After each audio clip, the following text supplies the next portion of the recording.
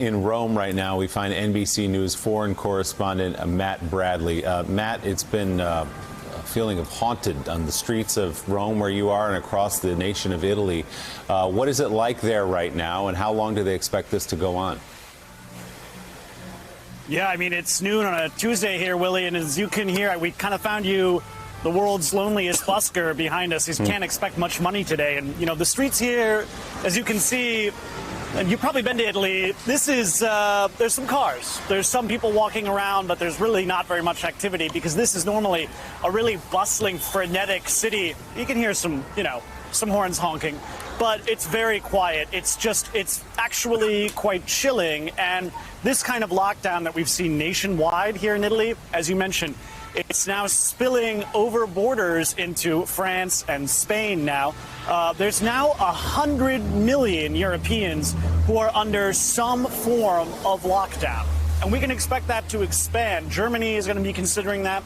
Britain has been considering that. And as Mika mentioned, you know, Boris Johnson has been facing some pressure and some criticism for not locking down Britain in the same way that Italy, Spain, and France has. But, you know, some of the real effects that we're going to start seeing here are economic. Here in Italy, they just announced a $28 billion, 25 billion euro plan to try to shore up the economy. That's called Cura Italia, or Cure or Heal Italy.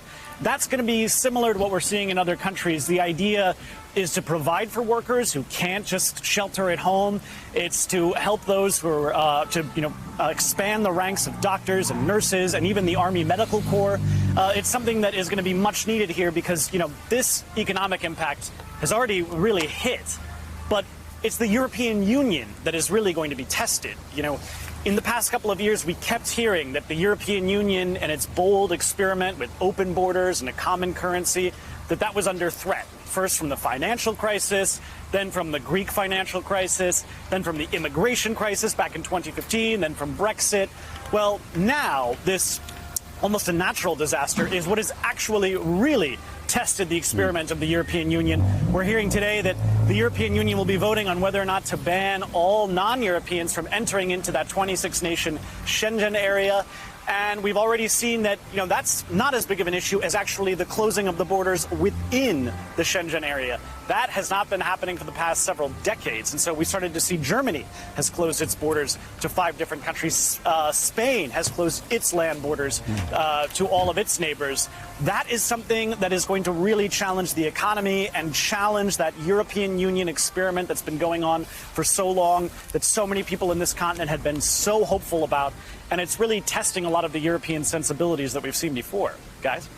All right, Matt Bradley in the near-empty streets of Rome for us this morning. Save that one horn player over your shoulder. Matt, thank you very much. So, Joe. Thanks for checking out MSNBC on YouTube, and make sure you subscribe to stay up to date on the day's biggest stories. And you can click on any of the videos around us to watch more from Morning Joe and MSNBC. Thanks so much for watching.